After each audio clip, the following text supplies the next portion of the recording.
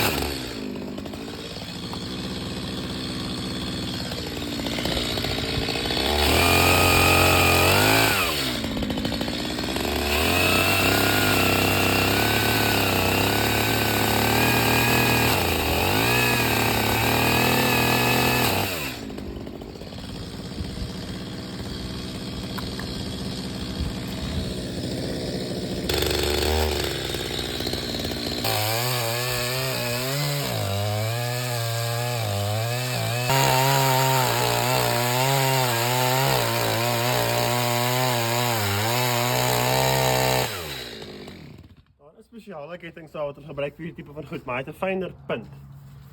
En dan weet hulle hoe om daai ding nou mooi te wangle hier onder. Waar is jou 5 pond hamer? Tonk, tonk.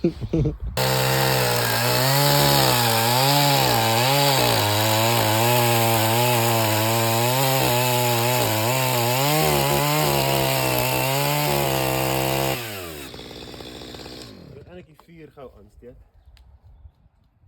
Hey wen. Hoekom sukkel jy so? Ek dink hier begin ons nou 'n bietjie ergens kom.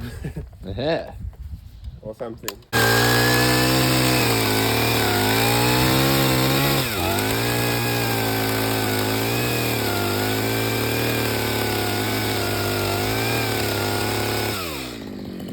Maar dit is eintlik mooi hout, hè? Ja, ek spyt ek het nie 'n paar stompe vir myself verlos van doen. Okay, na al daai gesukkel.